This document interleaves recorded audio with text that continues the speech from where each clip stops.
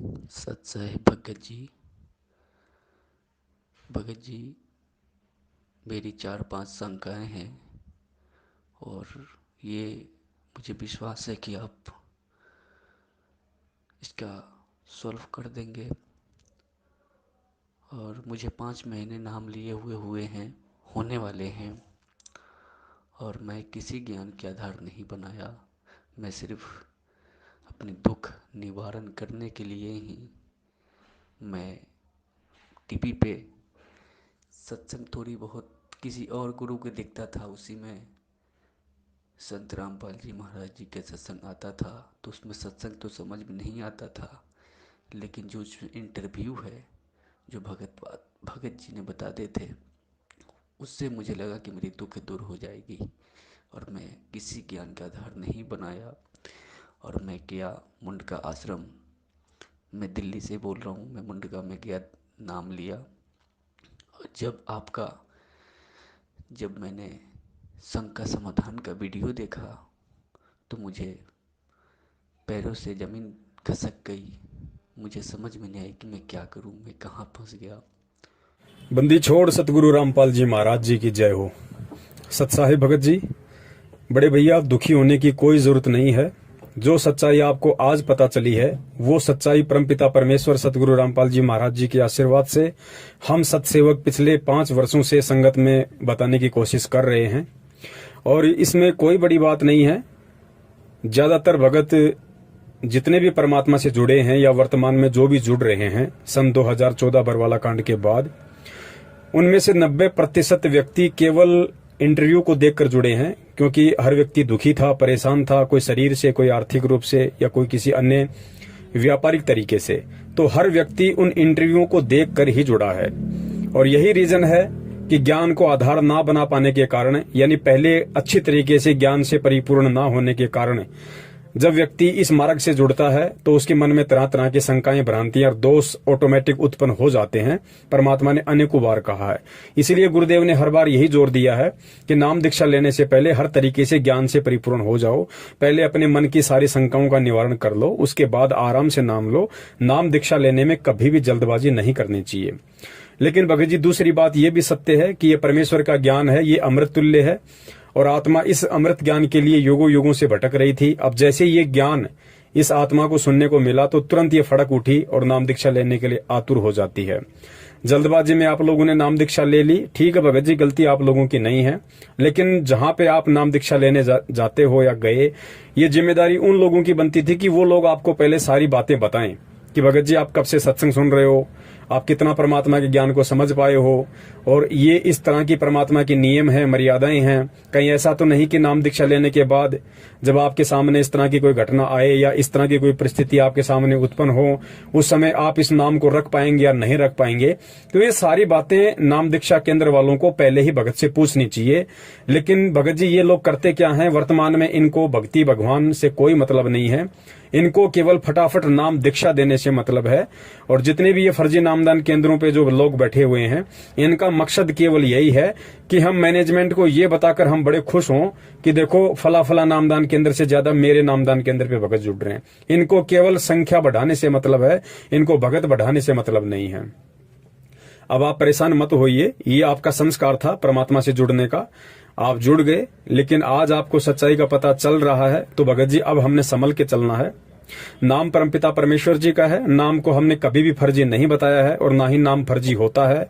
अगर फर्जी कोई लोग हैं तो वे नामदान सेंटर वाले हैं, वे सतलोक आश्रम बरवाला वाले हैं, वे सतगुरु रामपाल जी महाराज जी के कलयुगी परिवार वाले भाई बंधु और रिश्तेदार हैं, जो लोग अपने स्वार्थों के लिए भगत समाज को अंधाधुंध तरीके से उनके नाम की आड़ में और उनके नाम दीक्षा वाली सीढ़ी की आड़ में दुनिया को लूट रहे हैं। तो दोषी आप लोग नहीं हैं, आप लोगों से अधिक दोषी ये लोग हैं जो जानबूझ के ये उल्टे कर्म कर और करवा रहे हैं।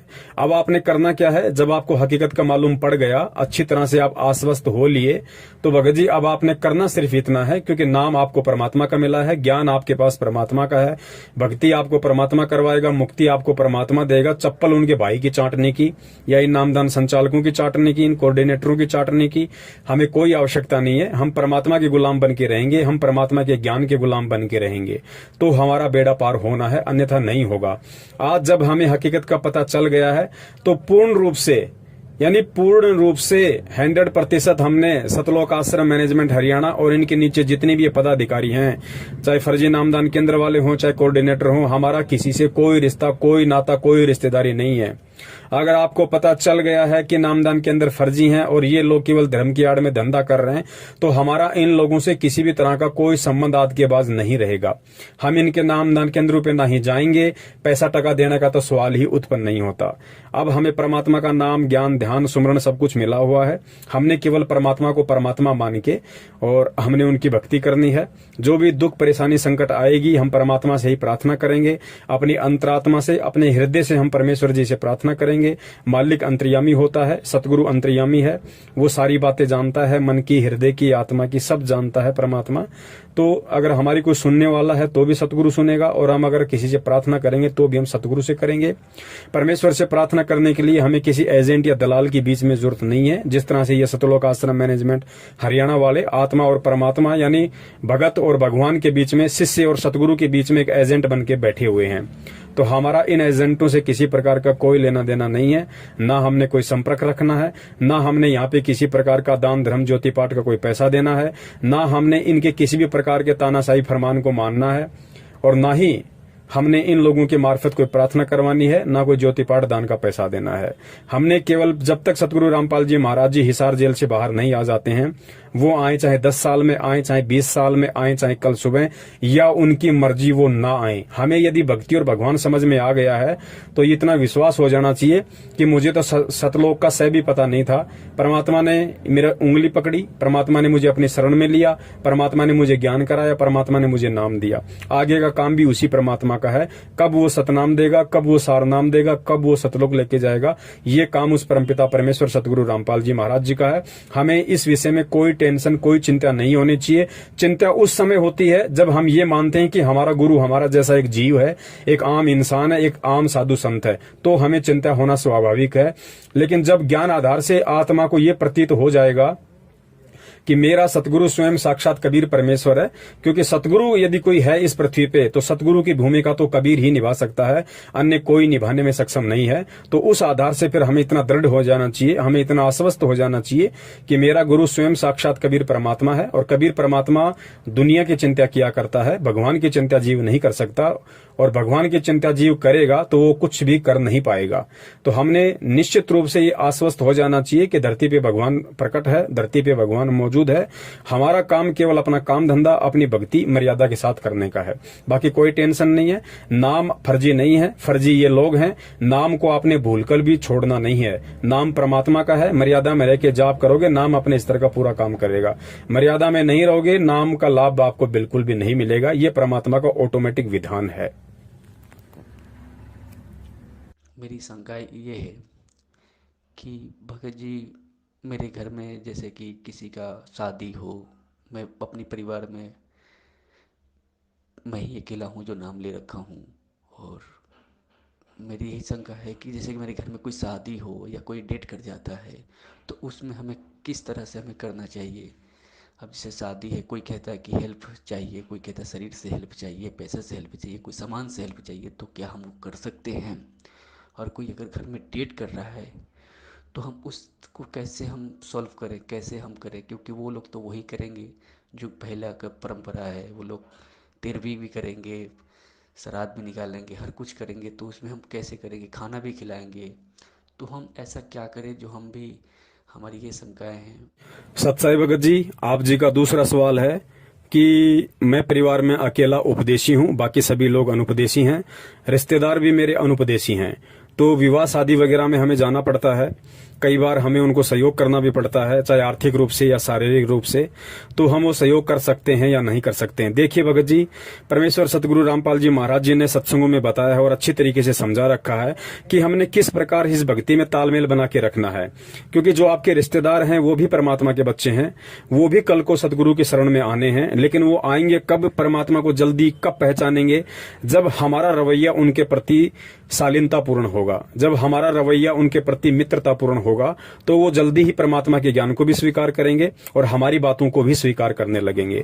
तो रिश्तेदारियों को परमात्मा ने 7 पीढ़ियों का नाता बताया है। रिश्तेदारी हमें तोड़नी नहीं है, भले ही वो गुरु जी के ज्ञान को स्वीकार करें या ना करें, वो उनके संस्कार के ऊपर निर्भर करता है। लेकिन हम भगत हैं, तो हमने भगत होने के नाते हमने हर जगह परमात्मा के प्यार और प्रेम से ही हमने संदेशा देना है, माने या ना माने, ये सामने वाले के संस्कार हैं। रही बात विवाह शादी वगैरह में जाने की आने की, तो परमेश्वर ने शादी विवाह में आने जाने के लिए भगत को कभी मना नहीं किया है। जिस भगत को जिस स्तर का ज्ञान होता चला जाएगा, वो धीरे धीरे इन परंपराओं से दूर होता चला जाएगा, क्योंकि उसको केवल परमात्मा ही दिखाई देगा।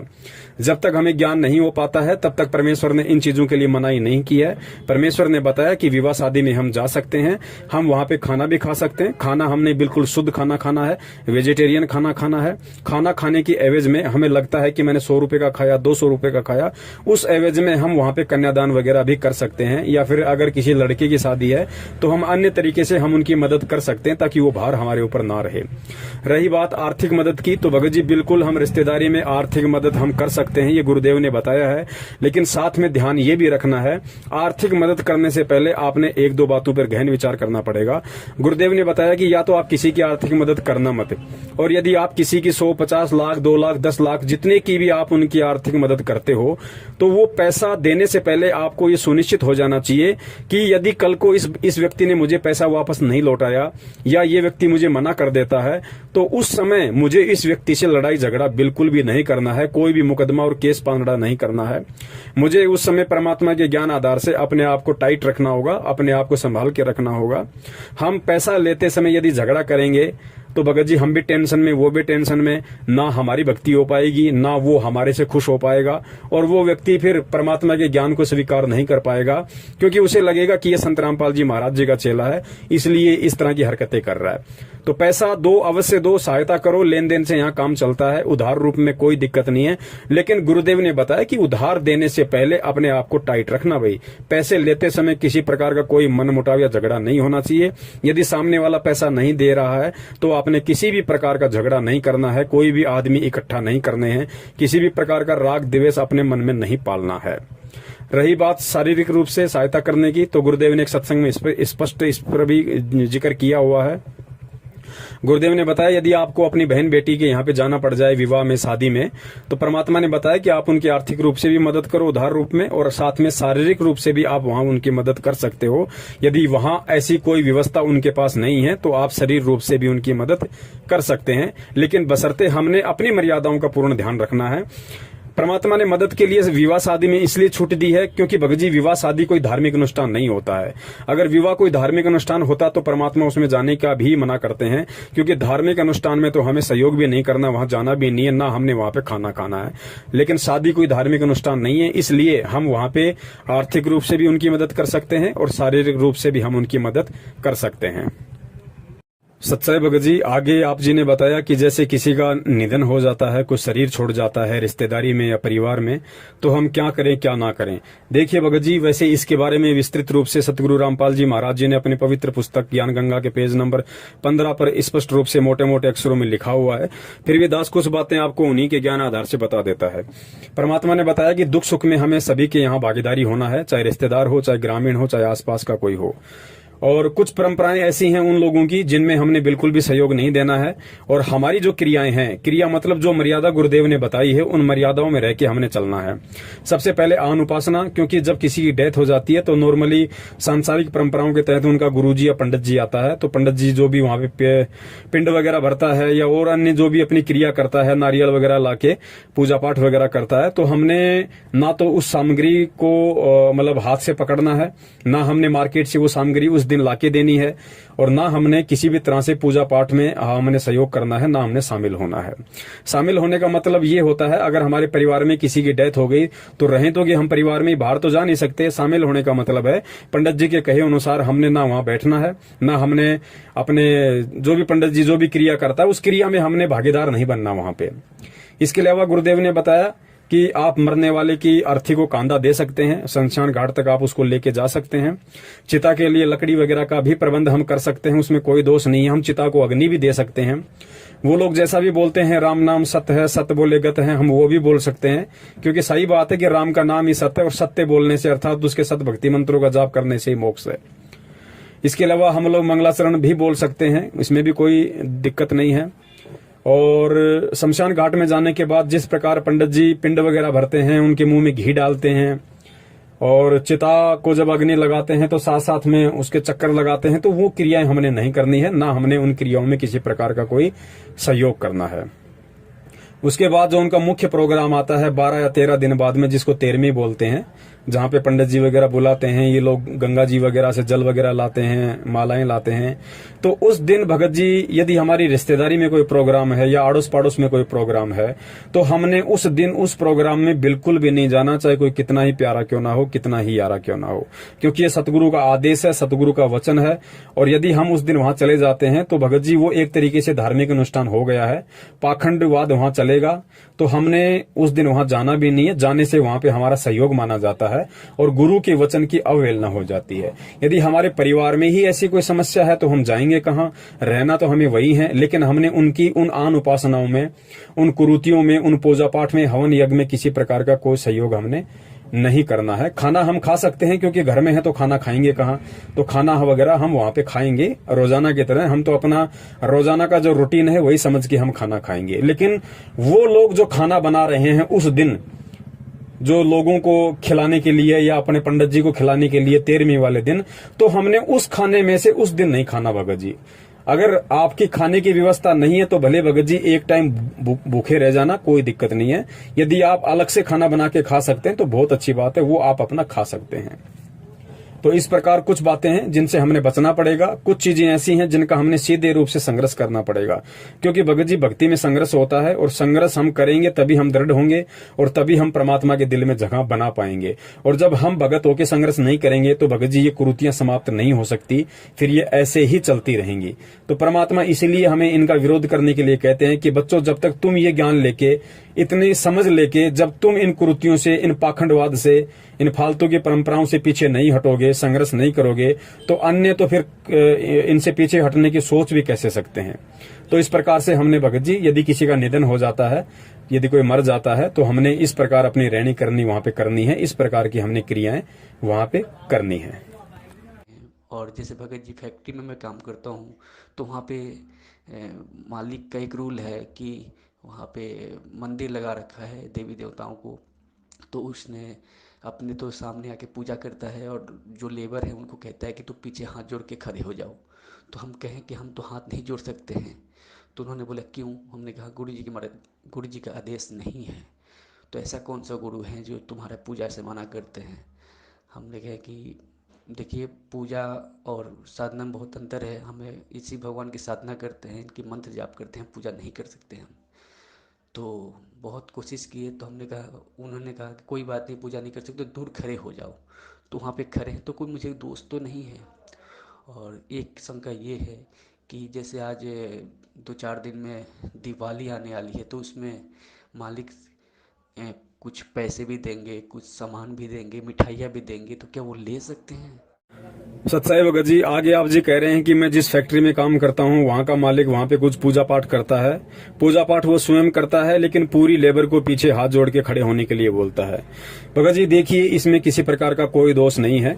सबसे पहले हमें इस ज्ञान को समझना पड़ेगा। भगत जी, हम उनकी कोई पूजा नहीं कर रहे हैं। पूजा वो फैक्ट्री मालिक कर रहा है, पूजा अन्य व्यक्ति कर सकते हैं, लेकिन हमें ज्ञान है, इसलिए हम इनकी पूजा नहीं कर सकते। हम केवल इनकी साधना कर सकते हैं, और साधना भी हमें वही करनी है जो सतगुरुदेव जी ने शास्त्र अनुकूल तरीके से हमें बताई है।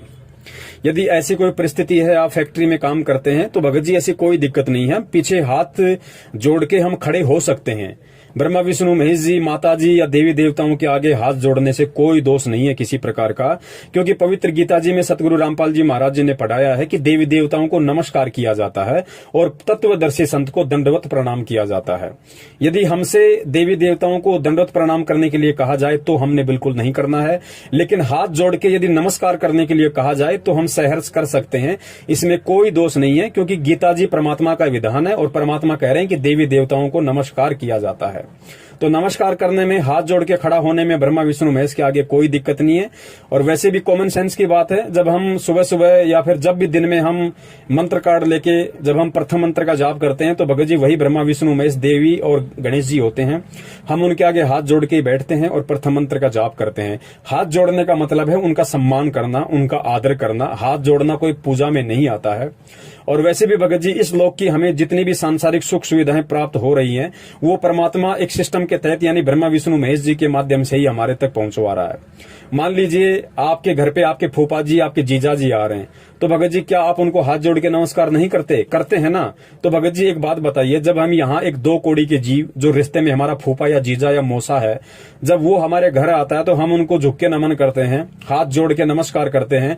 तो ब्रह्मा विष्णु महेश भगत जी क्या उनसे छोटे हैं? क्या हमारा फूफा, हमारा जीजा ब्रह्मा विष्णु महेश से बड़ा है? भगत जी जब हम यहाँ के 2 कौड़ी के जीवों को सम्मान और आदर की दृष्टि से हाथ जोड़ के नमस्कार कर सकते हैं, तो ब्रह्मा विष्णु महेश या देवी देवताओं को हाथ जोड़कर सम्मान देने से या उनका आदर करने से कोई दिक्कत नहीं है। आप जी चाहें तो उस समय पीछे खड़े होके हाथ जोड़ के खड़े हो जाएं, कोई दिक्कत नहीं है। हाथ जोड़ के आप जी अपना प्रथम मंत्र चालू कर दें, सतगुरु का नाम लेके। सतनाम मिला है तो आप जी अपना सतनाम का मंत्र जाप कर दें, क्योंकि परमेश्वर भगत जी अंदर के भाव देखता है, बाहर की क्रिया नहीं देखता है। ठीक है, तो इसमें किसी प्रकार का कोई दोष नहीं है। और मकान मालिक या फैक्ट्री मालिक यदि आपको कहता है कि आप कहीं भी जाके बैठ जाइए, आप खड़े हो जाइए, तो इसमें कोई दोष नहीं है। आप जी साइड में जाके भी खड़े हो सकते हैं। आप लेबर के साथ उसी लाइन में खड़े होके भी आप जी 5 मिनट का समय वहां पे अपने मंत्र जाप कीजिए। आपके समय का सदुपयोग होगा, आपको किसी प्रकार का उसमें कोई दोष नहीं है।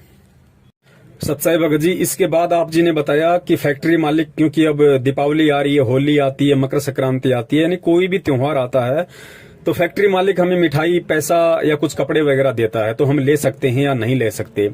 देखिए भगत जी, हम फैक्ट्री मालिक के यहाँ पे काम करते हैं, हम वहां पे मजदूरी करते हैं और फैक्ट्री मालिक का ये हक बनता है कि वो हमें हमारी मेहनत का हर्जाना दे। भगत जी हम किसी और से ना मिठाई ले रहे, ना हम कोई कपड़ा ले रहे, ना हमको पैसा ले रहे। और फैक्ट्री मालिक यदि हमें दीपावली के दिन यदि मिठाई का डब्बा देता है, हमें कुछ पैसे देता है और हमें कुछ कपड़े देता है, तो भगत जी वो इसलिए दे रहा है कि हमारी वजह से उसकी फैक्ट्री का काम अच्छा चल रहा है, यानी उसको 2 पैसे बच रहे हैं हमारी वजह से, हमारी मेहनत की वजह से, तो ही वो हमें ये सब चीजें दे रहा है। तो ये सब चीजें लेने में किसी प्रकार का कोई दोष नहीं है। हम उन जगहों से वो चीजें नहीं ले सकते जिन जगहों पे हम ना कोई काम करते हैं, ना हमारा उन लोगों से कोई रिश्ता नाता है। लेकिन फैक्ट्री मालिक को भगत जी हम मेहनत करके, रातों को जाग जाग के, जैसा भी हमारी ड्यूटी का समय आता है हम वहां पे मेहनत करते हैं, तो हमारी मेहनत की वजह से ही वो फैक्ट्री मालिक आगे बढ़ रहा है, उसका काम धंधा आगे बढ़ रहा है। तो वो अगर हमें उस एवज में यदि कुछ मिठाई, पैसे या फिर कुछ कपड़े वगैरह यदि त्योहार पे देना चाहता है तो भगत जी उसको लेने में कोई दिक्कत नहीं। और कॉमन सेंस की बात है भगत जी, अगर त्योहार के दिन, दीपावली के दिन यदि वो फैक्ट्री मालिक आपको यदि सुपरवाइजर से मैनेजर बनाना चाहे, यदि आपका प्रमोशन करना चाहे कि भाई दीपावली के दिन आप सुपरवाइजर हो, आपकी तनख्वाह 15,000 है और दीपावली के दिन मैं आपको मैनेजर बना रहा हूं, आपकी तनख्वाह 50,000 हो जाएगी, तो क्या आप मना करोगे? नहीं करोगे ना। दिवाली के दिन यदि आपको कोई फैक्ट्री मालिक बोनस देगा, आप मना कर दोगे? नहीं करोगे ना। क्यों? क्योंकि यदि वो आपको बोनस दे रहा है, आपको प्रमोशन दे रहा है, आपको मिठाई, कपड़े या कुछ भी दे रहा है, तो भगत जी वो इसलिए दे रहा है क्योंकि आप उसको कमा के दे रहे हो। तो आप अपने हक का ले रहे हो, आप अपनी नेक कमाई का ले रहे हो भगत जी। किसी आपने उनसे मांगा नहीं है और ना ही हमने उनसे डिमांड करनी है कि साहब दिवाली आ गई, हमें तो कपड़े चाहिए, हमें मिठाई चाहिए, हमें पैसा चाहिए, हमें प्रमोशन चाहिए। हमने कुछ नहीं मांगना भगत जी, ना हमने प्रमोशन मांगना, ना हमने बोनस मांगना, ना हमने मिठाई मांगना, ना हमने पैसा मांगना, ना कपड़े लत्ता मांगना। और सामने वाला जिसके जहां पे हम काम करते हैं, सामने वाला यदि खुश होके हमें 5,000 देता है, 10,000 देता है, 1 किलो मिठाई देता है, 5 किलो मिठाई देता है, तो उसको लेने में किसी प्रकार का कोई हर्ज नहीं है, क्योंकि हम वहां पे काम कर रहे हैं और वो जो हमें दे रहा है वो हमें हमारा मेहनताना दे रहा है। कल को आप वो फैक्ट्री छोड़ दीजिए, जब अगली दीपावली आएगी तो आपको फोन करके ये भी नहीं पूछेगा कि आपके घर पे खाना बना है कि नहीं बना है। मिठाई, बोनस, प्रमोशन तो बहुत दूर की बात है। तो वो दे क्यों रहा है? क्योंकि हम उसको दे रहे हैं, हम उसको शारीरिक रूप से सहयोग दे रहे हैं, तो उसको आर्थिक रूप से पैसा मिल रहा है, उसको मदद मिल रही है, जिसकी एवज में वो हमें कुछ दे रहा है। तो वहां से लेने में हमें किसी प्रकार का कोई दिक्कत नहीं है, कोई दोष नहीं लगता है। भगत जी यही शंकाएं हैं। और एक शंका और है कि जैसे घर परिवार में हमारे प्रथम नाम में ले रखा हूँ और कोई परिवार में ले नहीं रखा है, तो मेरे घर में जहाँ पे जोत लगा रखा हूँ, दरबार लगा रखा हूँ और मैं किराए पे रहता हूँ, तो मेरे परिवार में सब कोई पीने खाने वाले हैं, मांस मछली खाने वाले हैं, पीने खाने वाले हैं। तो वहाँ पे मैं मना करता हूँ उनको कि आप लोग ऐसा मत करो, बिल्कुल मत करो। मैं बहुत मना करता हूँ, लेकिन मैं प्यार से ही मना करता हूँ, लेकिन वो लोग नहीं मानते हैं। और फिर जाके वो लोग अपना पीते खाते हैं, उसी घर में रहते हैं। अब किराए पे हैं। अब हमको उतना पैसा की बचत भी नहीं है कि हम अपना रूम कहीं अलग ले लें या 2 कमरे ले लें जिसमें गुरु जी के दरबार अलग रखें और भाई लोग अपना अलग रहें। तो ऐसा भी हमारे बचत नहीं है, तो उसमें तो कोई दोष नहीं है। और जैसे कि सिस्टर का शादी होने वाला है, तो उसमें जैसे कि पहले परंपरा तो यही है कि दहेज लेके ही शादी करते हैं लोग। लेकिन हम तो गुरु जी के शरण में हैं, तो हम तो नहीं दहेज ले सकते हैं, नहीं दे सकते हैं। तो वो लोग अगर ये मांगते हैं तो हम किस तरह से शादी करेंगे। सत्साई भगत जी, इसके अलावा आप जी कह रहे हैं कि घर में सभी अनुपदेशी हैं और हमारे घर में मांस मिट्टी वगैरह भी खाते हैं, बाहर से लोग लेके आते हैं, भाई है बहन है, घर पे खाते हैं। तो मैं किराए पे रहता हूँ, एक ही मकान है। अब मैं कैसे एडजस्टमेंट करूं, मैं कैसे रहूं, कैसे संतुलन बना के बैठूं। मैं उनके साथ में रहता हूं, खाता पीता हूं, तो कहीं मुझे कोई दोस्त तो नहीं है। देखिए भगत जी, सतगुरु रामपाल जी महाराज जी ने कहा है कि कबीरा तेरी झोपड़ी गल कटियन के पास, जो करेगा सो भरेगा, तू क्यों भया उदास। भगत जी, आप अगर दूध पियोगे तो आपको फायदा है, भाई शराब पिएगा तो भाई को नुकसान है। आपके शरीर को किसी प्रकार का कोई नुकसान नहीं है। तो आपकी मजबूरी है, आप जी एक कमरे में सब रहते हैं। भगत जी ऐसा है, वो लोग चाहे मांस खाएं चाहे शराब पिएं, ये आपके परिवार का मामला है। आप उनसे दूर कहीं जा नहीं सकते, दूर कहीं रह नहीं सकते। तो खाना वाना जब वो बनाए तो बोला करो, भैया आप लोग जब ये मांस मिट्टी वगैरह खाओ तो हमारा खाना ना बनाया करो। आप लोग जिस दिन साधारण तरीके से रहो, उस दिन हमारा हाथ पैर वगैरह धो के शुद्ध तरीके से हमारा खाना बना दो, हम खाना खाएंगे, उसमें कोई दिक्कत नहीं है। कहने का मतलब है, जिस दिन आपका भाई शराब पी के आता है या मांस मिट्टी खा के आता है, उस दिन हमने उस भाई के हाथ से ना तो खाना खाना है, ना ही हमने उस बहन के हाथ का बना हुआ खाना खाना है जिस दिन वो बहन मांस मिट्टी खाती है। बाकी दिन भगत जी हमारे परिवार का मामला है, जाएंगे कहां, वहीं हमें खाना पड़ेगा। दूसरी बात, आप अपना आरती मंत्र सुमरण करोगे, उसमें भगत जी किसी प्रकार का कोई दोष नहीं है। खाना जब आप खाओ तो भगत जी परमात्मा ने अन्नदेव की आरती बता रखी है, खाना खाने से पहले और खाना खाने के बाद की दोनों आरती हमें करनी है। ये दोनों आरतियां तो हमें रोजाना करनी है। सतगुरु का आदेश है कि खाना खाने के बाद अन्नदेव की आरती अवश्य करनी चाहिए, चाहे मन ही मन में कर दो, चाहे बोल के कर दो। मालिक का दरबार यदि आप घर में लगा पाते हैं तो बहुत अच्छी बात है। यदि परमात्मा का दरबार आप घर में नहीं लगा पाते हैं तो भगत जी उसमें भी कोई दिक्कत नहीं है। आप अपने हृदय रूपी गुफा में अपने परमात्मा को बैठाइए, अपने हृदय में परमात्मा की फोटो लगाइए, अपने मन मंदिर में परमात्मा की ज्योत जलाइए। भगत जी, परमात्मा मजबूरी देख रहा है, वो अंतर्यामी है, वो सब जानता है कि ये भगत जानबूझ के टालमटोल कर रहा है या वास्तव में इसको मजबूरी है, जिस वजह से ये ज्योत बत्ती वगैरह या दरबार नहीं लगा पा रहा है। दरबार यदि आप लगा भी पाते हैं तो भी उसमें कोई दोष नहीं है, चाहे आपके घर में मांस मिट्टी खाने वाले हों, कोई दिक्कत नहीं है, क्योंकि भगत जी ये परिवार का मामला है। हाँ, गुरुदेव ने कहा है, यदि आपका पूरा परिवार उपदेशी है, बाहर से यदि कोई व्यक्ति ऐसा मांस मिट्टी खाने वाला आता है तो उसको उस जगह नहीं जाने देना जहां पे परमात्मा का दरबार है। अब घर में सारे लोग हैं तो घर से निकल के आप जाओगे कहां। अगर आप बना सकते हो छोटा मोटा परमात्मा का दरबार तो कोई दिक्कत नहीं है। परमात्मा देख रहा है कि भाई क्या है और क्या नहीं है। अगर परिवार में दरबार लगेगा, परमात्मा की फोटो के दर्शन वो अनुपदेशी लोग भी करेंगे तो भगत जी परमात्मा की फोटो देखने मात्र से भी उनके संस्कार बनते हैं। परमात्मा कहते हैं कि भाई साधु दर्शन राम का, मुख पे बसे सुहाग, दर्श होने को होते हैं जिनके पूर्ण भाग। घर में यदि आप अपना आरती करोगे तो भगत जी आरतियों की जो वाणी है उसका भी असर उस परिवार पे पड़ता है। एक बहुत अच्छा मैसेज वहां जाएगा, उनके संस्कार बनेंगे। भगत जी उनको भी परमात्मा से जुड़ने की 6 महीने में प्रेरणा उत्पन्न होने लग जाएगी उन वाणियों की असर के कारण। तो यदि आप परिवार में यदि आप 3 टाइम की आरती कर सकते हैं बहुत अच्छी बात है, नहीं कर सकते हैं तो आप अपना कान में लीड लगा के अपना काम करते करते कर लीजिए, अपना फैक्ट्री में आते जाते समय कर लीजिए। घर में भी आप कर सकते हैं कान में लीड लगा के, यदि घर वालों को आवाज अच्छी नहीं लगती है तो। और यदि उनकी तरफ से कोई प्रॉब्लम नहीं है तो आप सत्संग भी चलाइए घर में धीमी धीमी आवाज में, परमात्मा की आरती भी कीजिए। उन वाणियों के असर से भगत जी उनके भी संस्कार बनेंगे। ज्योत बत्ती यदि आप घर में नहीं कर सकते हैं तो कोई बड़ी बात नहीं। यदि आपको दिक्कत नहीं है तो आप अपना दीपक छोटा सा घर में परमात्मा के नाम का खड़ी बत्ती वाला देसी घी का लगा सकते हैं। लेकिन ध्यान रखें, जब तक कोई भी व्यक्ति परमात्मा से ना जुड़ा हो या कोई भी व्यक्ति परमात्मा से संकल्प दीक्षा ना लिया हो, तब तक कोई भी अनुपदेशी व्यक्ति परमात्मा की ज्योत बत्ती नहीं कर सकता है। भगत जी वही व्यक्ति करे जो व्यक्ति परमात्मा से या तो संकल्प नाम दीक्षा के माध्यम से जुड़ा हो या फिर परमात्मा से नामदान लेके जुड़ा हो। तो यहाँ हमें इस तरीके से रहनी करनी है। जो जैसा करेगा वो अपना पाएगा। आपको किसी प्रकार का कोई दोष नहीं है भगत जी। हम मार्केट में जाते हैं 4 दिन के लिए, 5 दिन के लिए कहीं बाहर जाते हैं, हम भगत जी ढाबे पे खाना खाते हैं। ढाबे पे लिखा है शुद्ध वैष्णव भोजन। हमें लगता है कि यहाँ पे बिल्कुल वेजिटेरियन खाना मिलेगा, आप वहाँ खाना खा लिए। आपको क्या पता कि जो रसोई में खाना बना रहा है उसने शराब नहीं पी रखी होगी, उसने मांस मिट्टी नहीं खा रखी होगी। आपको क्या पता कि वो लोग अपने लिए उसी होटल में मांस नहीं पकाते होंगे या शराब नहीं पीते होंगे। लेकिन हमने हमारे काम से मतलब है, हमने पैसे दिए, हम वहां से निकल गए, हमें कोई मतलब नहीं पीछे से कौन खा रहा है, क्या पी रहा। हाँ, यदि हमें मालूम पड़ेगा कि इस आदमी ने पी रखी है या ये आदमी मांस मिट्टी खा रहा है, तो फिर हमने वहां पे भोजन पानी वगैरह का इस्तेमाल नहीं करना है। यही स्थिति अपने घर की है। अगर हमें नहीं पता है तो हम खाना खा सकते हैं उनके हाथ का। यदि हमें पता चल गया कि आज इस दिन इसने मांस खा रखा है या आज मेरे भाई ने शराब वगैरह पी रखी है, तो हमने फिर उनके साथ में खाना नहीं खाना। साथ में खाना खाने का मतलब एक थाली में खाना नहीं खाना, अलग अलग हमने थालियों का प्रयोग करना है। हमने किसी भी अनुपदेशी की जूठन का प्रयोग नहीं करना। जूठन से मतलब एक कटोरी में दोनों व्यक्ति सब्जी नहीं खा सकते हैं, और एक ही प्लेट में यदि चपाती रखी हो तो उस चपाती में उठा उठा के हर व्यक्ति नहीं ले सकता है। कहने का मतलब सबके बर्तन अलग अलग होने चाहिए, एक ही बर्तनों में हमें खाना नहीं खाना है।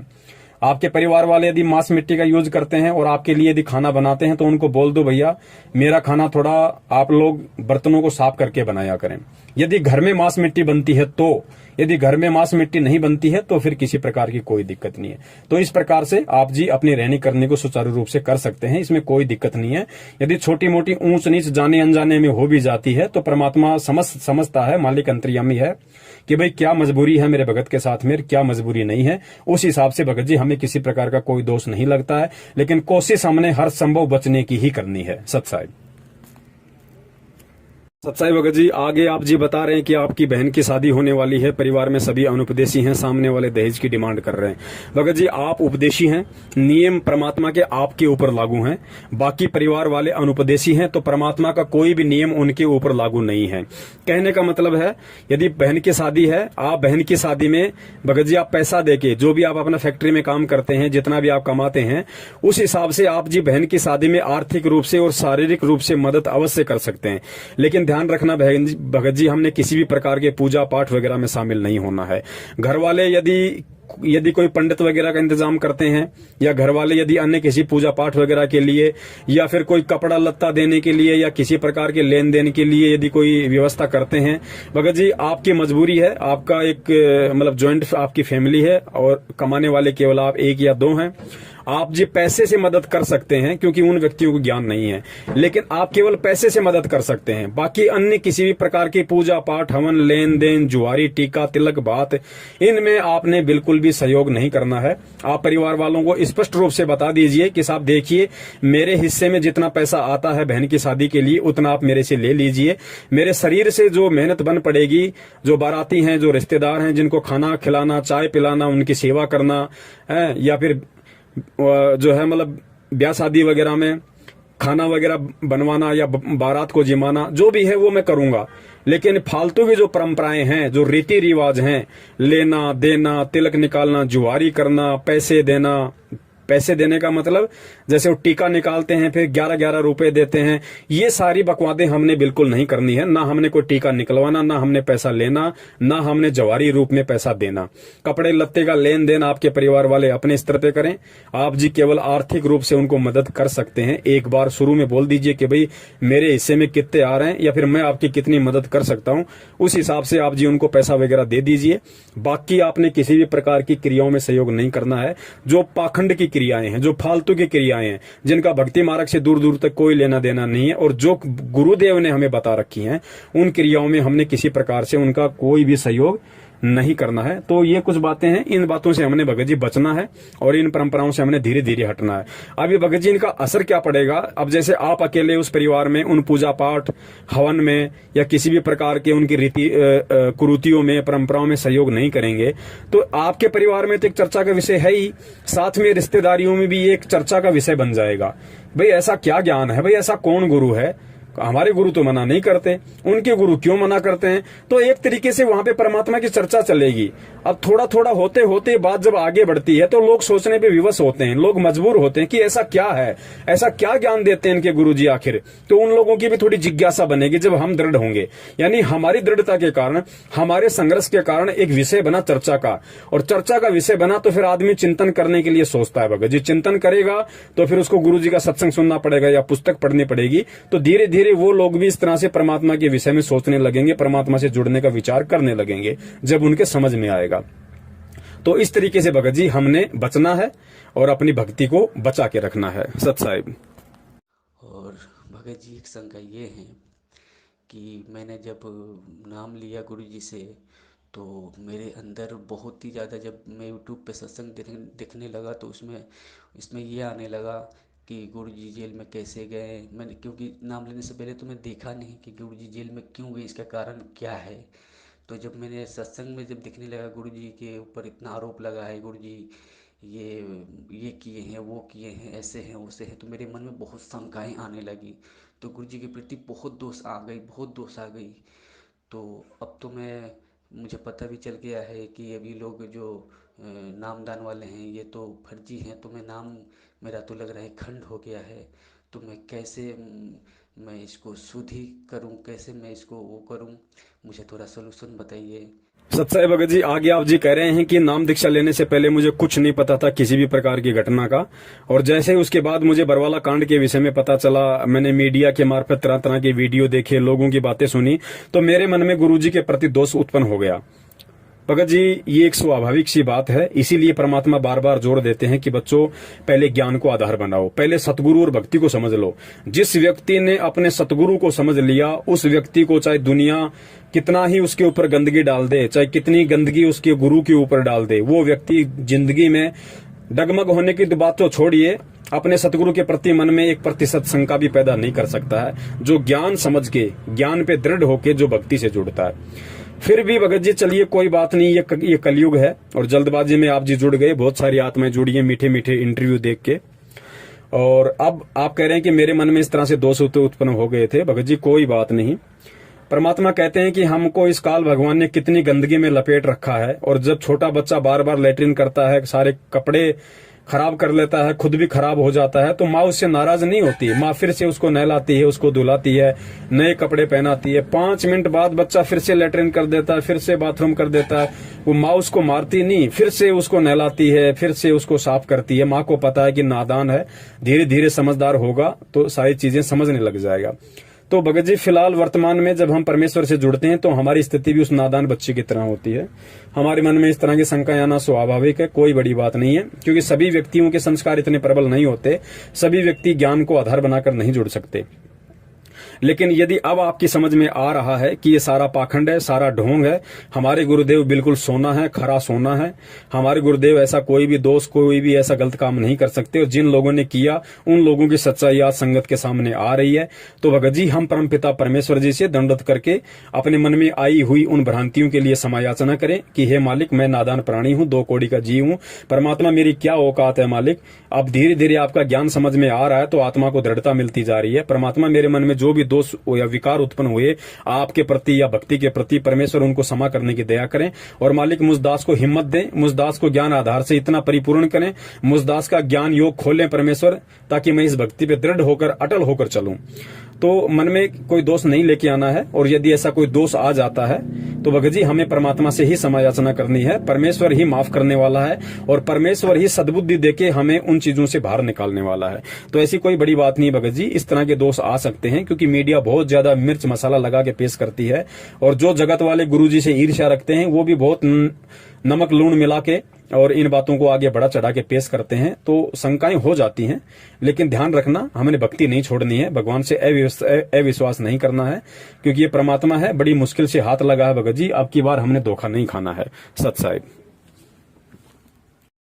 और भगत जी एक बात यह है कि मेरी शादी नहीं हुआ है, और कभी कभार मुझसे हस्त मिथुन हो जाती है, और गंदी गंदी विचारें आती हैं, इससे मुझे हस्त मिथुन हो जाती है।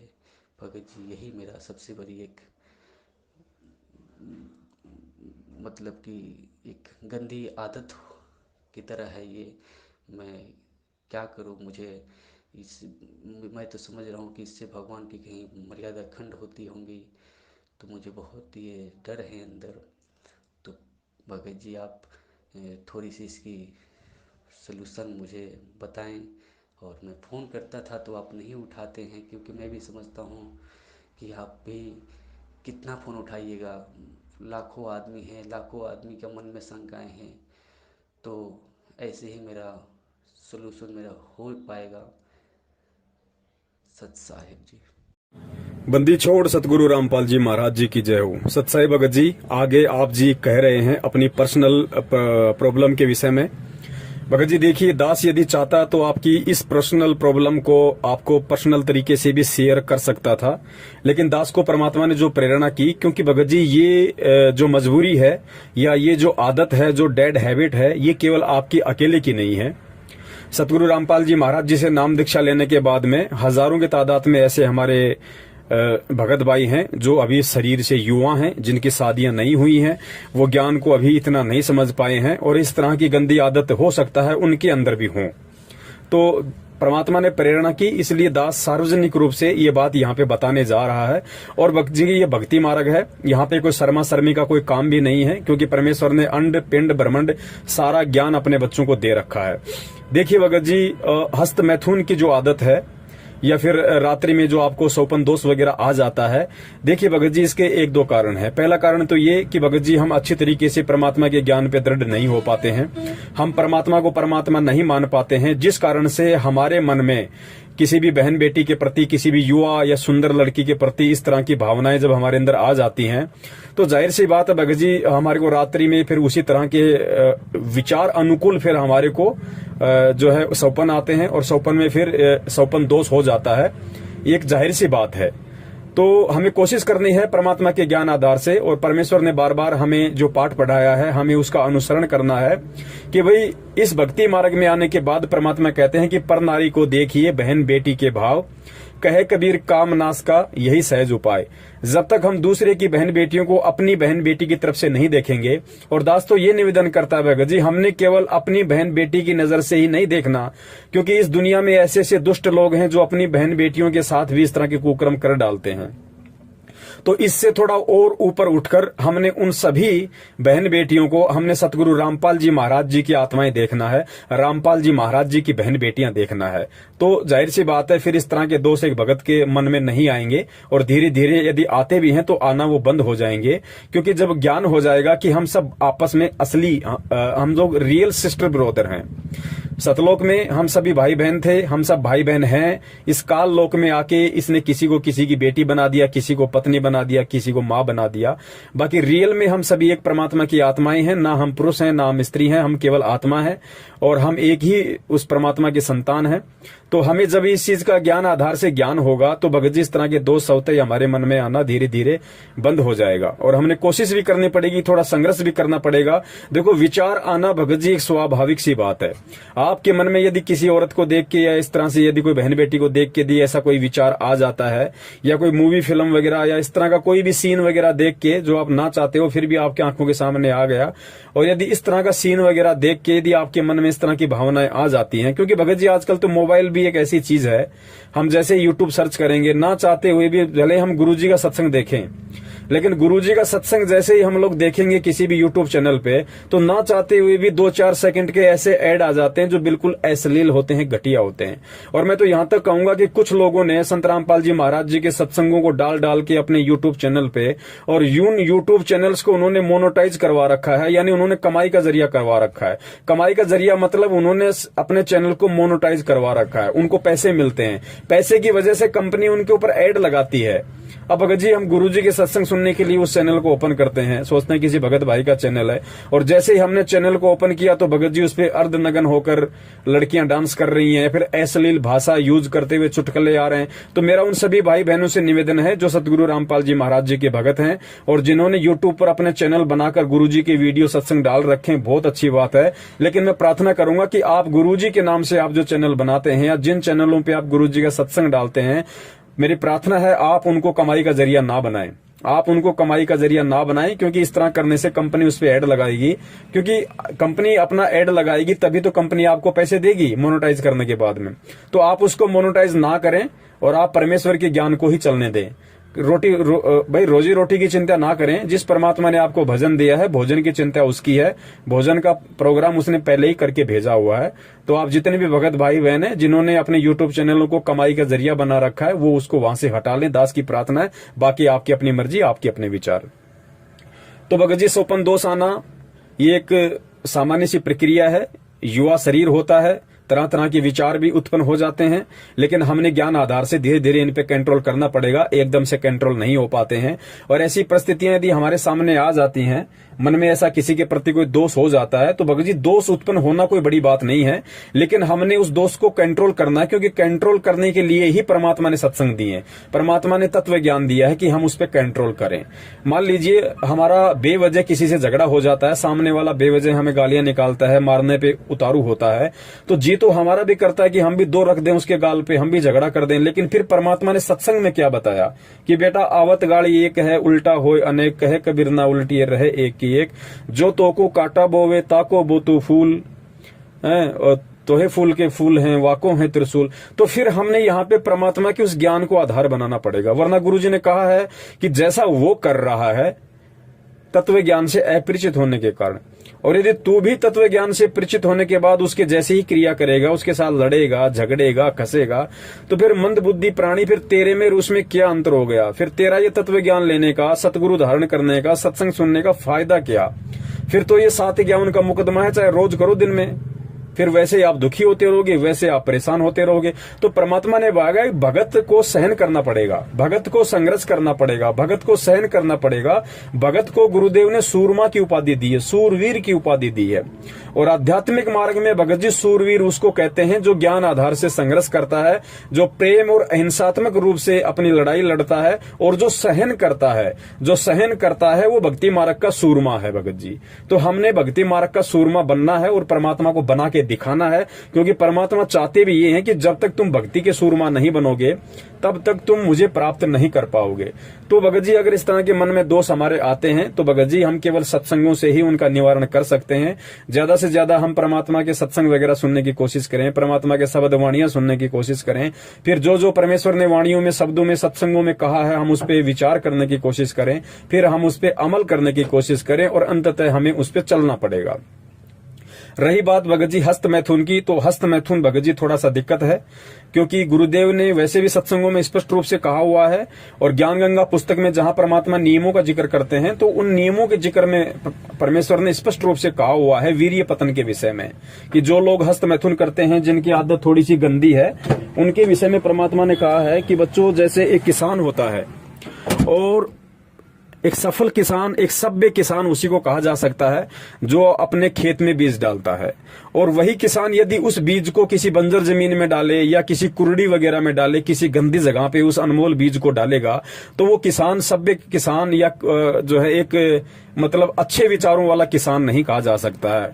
उसको मालूम होना चाहिए कि यदि खेत में बीज डालेंगे तो कुछ फसल होती है पैदा, उसका कुछ यूज है, और यदि हम उस बीज को गंदगी में डालेंगे या फिर हम उसको किसी ऐसी गंदी जगह पे जहां पे भैंसों वगैरह का गोबर डालते हैं, जो कुरड़ी होती है, वहां यदि हम उस बीज को डालेंगे तो भगत जी उसका यूजलेस है, उसका कोई फायदा नहीं है। तो ठीक इस प्रकार वो बीज परमात्मा ने वीर्य के लिए कहा है कि यदि हम हस्त मैथुन जो हम करते हैं, तो हस्त मैथुन से भाई हमें क्या फायदा है। और फिर गुरुदेव ने वहां स्पष्ट रूप से एक बात और कही है कि भाई जो पदार्थ हमारे शरीर से बाहर निकलते हुए, क्योंकि जब हम जो है मतलब कि शारीरिक संबंध बनाते समय जो हम पति पत्नी वाला जो है वो कर्म करते हैं, तो परमात्मा ने बताया कि जो वस्तु शरीर से बाहर निकलते समय इतना आनंद देती है, जिसको हम आनंद समझते हैं काल के लोक में, तो परमात्मा कहते हैं यदि उस वस्तु को शरीर के अंदर रखा जाए तो कितना आनंद देगी और कितनी स्फूर्ति और फुर्ती आपके अंदर आएगी। तो ये संकेत वहां परमात्मा ने किया है। दास ने थोड़ा सा स्पष्ट रूप से यहाँ पे बोलना अनिवार्य हो गया, क्योंकि ये समस्या केवल आपकी नहीं है, ये समस्या बहुत सारे भगत भाइयों की है।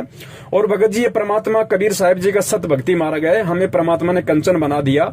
आज से पहले हम सबकी यही हालत थी भगत जी, कोई छुपा हुआ नहीं है, कोई ये कहे कि मैं तो कभी करता ही नहीं था, मैं तो बहुत अच्छा था, हो सकता है एक दो आत्मा ऐसी होंगी जिनमें ये विकार ना हो, लेकिन भगत जी 99% लोग इन सभी विकारों से ग्रस्त थे, जो आज परमात्मा की शरण में आके अपने आप को जो है भगत बना के बैठे हैं। तो भगत जी विकार थे तभी तो परमात्मा ने भक्ति दी निर्विकार बनाने के लिए। और भगत जी दास की भी एक बहुत ही ये बुरी आदत थी, ये जो आपने जिक्र किया है मतलब कि हस्त मैथुन का, भगत जी दास में भी नाम दीक्षा लेने से पहले बहुत ही गंदी आदत थी। हालांकि दास की शादी 1998 में हो गई थी, नाम 2013 में मिला है। फिर भी भगत जी इस काल भगवान के द्वारा जो जाल में हम जकड़े गए हैं, उस जकड़ में इतना ज्यादा इस रजोगुण के प्रभाव में इस पवन दास को इस काल भगवान ने इस कदर जकड़ा हुआ था भगत जी की शादी के बाद भी भगत जी दास की ये आदत नहीं जा रही थी। और जब परमेश्वर ने सन 2013 में नाम दीक्षा ली, भगत जी क्या मजाल कि हमें कभी उस तरफ हमारा दिमाग भी गया हो। तो ये परमात्मा के ज्ञान का प्रभाव है भगत जी। तभी हमें विश्वास हुआ कि भाई जिस आदत को मैं बचपन से लेके और अपना जो है 2013 तक नहीं छोड़ पा रहा था, शादी होने के बाद भी, उसके बाद भी अगर मेरी आदत अगर छूटी है, मैंने सारे यत्न किए भगत जी, मैंने बहुत सारे लोगों से सलाह ली, मैंने कुछ टेबलेट्स वगैरह भी खाई, मैंने गोली दवाई भी ली कि भाई मेरी इस गंदी आदत से मेरे को छुटकारा मिले।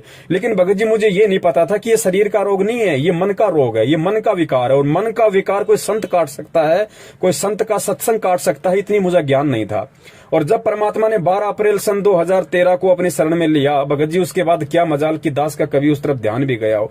तो फिर दास को दृढ़ विश्वास हुआ कि भाई वास्तव में जब गुरुदेव के सत्संगों में इतना प्रभाव है, तो यदि हम गुरुदेव को तन मन धन सब कुछ समर्पित कर दें, तो भगत जी परमात्मा क्या से क्या नहीं कर दे। जिसने ये आदत छुड़वा दी मात्र अपने ज्ञान से, भगत जी अगर हम उसको सब कुछ अपना सर्वस्व सौंप दें, उसको परमात्मा रूप में स्वीकार कर लें, भगत जी क्या वो ये लोक नहीं छुटवा देगा, ये दुनिया नहीं छुटवा देगा, मोह माया ममता नहीं छुटवा देगा। तो ऐसे भगत जी दास को फिर परमात्मा पे और ज्यादा दृढ़ विश्वास हुआ, भक्ति पे विश्वास हुआ। तो ऐसा नहीं है भगत जी, जो अपने मुंह से नहीं बोलता है वो एक दूसरी बात है, बहुत सारे लोग शर्मा जाते हैं। लेकिन भगत जी ये सतगुरु रामपाल जी महाराज जी का सत भक्ति मार्ग है, और इस सत भक्ति मार्ग में भगत जी हमें ना झूठ बोलना है, ना हमने अपनी किसी भी क्रिया को छुपाना है। आज से पहले दास ने नहीं बताया, लेकिन अब समय आया, आप जी के मार्फत परमात्मा ने दास से ये बुलवाना था। क्योंकि बहुत सारे भगत भाई सोचते हैं कि भाई पवन दास तो बहुत मतलब की शुद्ध आत्मा है। भाई हम सब विशुद्ध आत्मा थी, हम सब काल भगवान के जाल में फंसे हुए थे। हम में से कोई भी ऐसा नहीं था जो निर्विकार हो, और निर्विकार ना यहाँ कोई हो सकता भगत जी, क्योंकि निर्विकार तो भगत जी परमात्मा जब ये शरीर यहाँ से छुड़वाएंगे, काल के लोक से बाहर निकालेंगे, अक्षर पुरुष के लोक में ले जाएंगे, फिर उसको पार करवा के फिर परमात्मा हमारे को जिस मान सरोवर में नहलवाएंगे भगत जी, वहां ये आत्मा निर्विकारी होगी। सारे आवरण विकार वहां हटेंगे इस आत्मा के। परमात्मा कहते हैं तुम्हारे यहाँ 5 विकार रहेंगे। ऐसा नहीं है कि तुम्हारे 5 विकार जड़ से खत्म हो जाएंगे, नहीं। गुरुदेव ने बताया बच्चों तुम्हारे 5 विकार तुम्हारे साथ में रहेंगे, लेकिन इस भक्ति के प्रभाव से, साध संगति के प्रभाव से, सतगुरु के मंत्रों के प्रभाव से, सतगुरु के आशीर्वाद से ये 5 विकार तुम्हें परेशान नहीं करेंगे। ये बिल्कुल न्यूट्रल हो जाएंगे, निष्क्रिय हो जाएंगे, तुम्हारे ऊपर दबाव नहीं बनाएंगे। लेकिन ये होगा भगत जी धीरे धीरे धीरे धीरे, क्योंकि दास इस परिस्थिति से भगत जी गुजर चुका है। हालांकि दास पे परमात्मा ने विशेष अपनी मेहर रखी कि जो आदत नाम दीक्षा लेने से पहले थी, उसके बाद परमात्मा ने एक बार भी उसका प्रयोग नहीं होने दिया। भगत जी मन में बहुत आता था, दबाव मन का बहुत होता था कि वो क्रिया मैं फिर से करूं, बहुत ज्यादा दबाव पड़ता था। लेकिन भगत जी कहीं न कहीं उस परमात्मा ने दास को संभाल के रखा, क्योंकि मैं अपना सर्वस्व सतगुरुदेव को समर्पित कर चुका था कि परमात्मा, आज से पहले तो दास को ज्ञान नहीं था, लेकिन अब दास को ज्ञान हो गया। अब दास एडी से चोटी तक भगत जी, हे परमात्मा दास आपको समर्पित है। परमात्मा आप वही करना जो मेरे हित में हो। परमात्मा आप उस चीज को बिल्कुल भी एप्लीकेबल मत होने देना जो मुझे अच्छी लगे। परमात्मा आप उसी चीज को मेरे ऊपर लागू करना जो मेरे लिए अच्छी और जो आप उसको उचित समझो। भगत जी जब इतना हमारा समर्पण भाव अपने सतगुरु के प्रति होगा, तो बड़े भाई फिर परमात्मा हमारे से दूर नहीं है, परमात्मा पीछे खड़ा हुआ है। लेकिन संघर्ष हमें करना पड़ेगा, थोड़ा सा दृढ़ हमने होना पड़ेगा। तो थोड़ा सा ध्यान रखिए भगत जी, ये हजारों भाइयों की समस्या है, और इस समस्या से हर भगत भाई जो है गुजर भी चुका है। ऐसा नहीं है कि सभी लोग गुरु जी की शरण में आने से पहले दूध के धुले हुए थे। किसी में भगत जी रजोगुण का विकार था, किसी में तमोगुण का विकार था, किसी में सतोगुण का विकार था। आज भी है उनमें। बहुत सारे भगत भाई नहीं बता पाते, आप जी ने बता दिया, आप जी ने बता दिया तो भगत जी दास ने भी खुल के बता दिया। जो अन्य भगत भाई बहन है उनकी भी शंकाओं का समाधान होगा। तो भगत जी हमने पीछे हटना पड़ेगा इन चीजों से। देखो, मन के दबाव में आके जीव नाम दीक्षा लेने के बाद भी गलतियां करता है। अगर नाम दीक्षा लेने के बाद में जीव गलतियां करता है तो जाहिर सी बात है उसके ऊपर मन का दबाव यानी काल का प्रेशर है। किसी पे कम होता है, किसी पे ज्यादा होता है। लेकिन हमने भगत जी थोड़ा सा संघर्ष करना सीखना पड़ेगा, और संघर्ष हम तभी कर पाएंगे जब हम सत्संगों को ध्यान से सुनेंगे और परमात्मा से हम पल पल ये प्रार्थना करते रहेंगे उठते बैठते कि हे परमेश्वर संभाल के रखना, मालिक ये काल का लोक है। आज से पहले तो हम भी यहाँ पे मगन होके घूम रहे थे, हमें कुछ नहीं पता था, लेकिन जब से आपका ज्ञान थोड़ा थोड़ा समझ में आने लगा है तो परमात्मा मालूम पड़ने लगा है कि परमेश्वर यहाँ तो कभी भी हमारा पैर वापस उलझ सकता है, कभी भी अपने जाल में फंसा सकता है। तो परमात्मा हम दो कोड़ी के जीव हैं, लेकिन आप समर्थ हो। हे सतगुरु, हाथ पकड़ के रखना मालिक, जाने अनजाने में कोई गलती भी हो जाए तो परमात्मा क्षमा करना, और आगे से ऐसी हिम्मत देना परमात्मा कि वो गलती दोबारा करने की हमारे अंदर वो प्रेरणा भी ना उठे। तो इस तरीके से भगत जी हमने परमात्मा के ज्यादा से ज्यादा हमने सत्संग सुनने हैं, परमात्मा से हमने प्रार्थना करते रहना है, और जब हम परमात्मा के दिए गए मंत्र उनकी सत भक्ति को समय पे करते रहेंगे और अच्छे भक्तों की संगति में हम रहेंगे। क्योंकि देखो भगत जी, साध संगति का बहुत ज्यादा फर्क पड़ता है। अगर आप गुरु जी के सत्संगों के साथ साथ यदि आप ऐसे भक्तों के संपर्क में रहो जिनके विचार परमेश्वर के अनुरूप हैं, तो भगत जी इस तरह की बातों के लिए मन में कोई बकवाद रहती ही नहीं है। और गुरुजी ने तो बता रखा है कि भाई जब भाई तुम सत्संग सुनो, सत्संग सुनने से मन हट जाए तो परमात्मा का कोई शब्द सुन लो, शब्द सुनने से मन हट जाए तो अपना मंत्र कर लो, मंत्र से मन हट जाए तो अपनी आरती रमैनी कर लो, आरती रमैनी से मन हट जाए तो अपने किसी भगत भाई के पास बैठ जाओ या अपने किसी भगत भाई से मोबाइल पे बात कर लो। अब ये समस्या कुछ दिनों की है भगत जी, ज्यादा दिनों की समस्या नहीं है, क्योंकि वर्तमान में भगत जी साध संगति नहीं हो पा रही, सत्संग भी लोग इतने नहीं सुन पा रहे, और उसके बाद साध संगति तो हो ही नहीं रही। साध संगति होती है परमात्मा के बच्चे इकट्ठे हों, परमात्मा को भोग लगे, ज्ञान चर्चा हो, परमात्मा का सत्संग सुने। लेकिन वर्तमान में भगत जी सत्सेवक ही परमात्मा के वो बच्चे हैं जो असल में जिनको साध संगति कह सकते हैं। और सत्सेवक भी भगत जी आपको पता है कि वर्तमान में कितना संघर्ष कर रहे हैं परमात्मा के बच्चों को समझाने में। हमारी पारिवारिक समस्या भी है, आर्थिक समस्या भी है, सांसारिक समस्या भी है। तो फिलहाल हमने भगत जी गुरु जी के सत्संगों को ही सबसे बड़ी संगति बनाना पड़ेगा, और यथासंभव हो सके जो अच्छे भगत हों, जो सत्सेवक हों, उनकी हम संगति में रहें।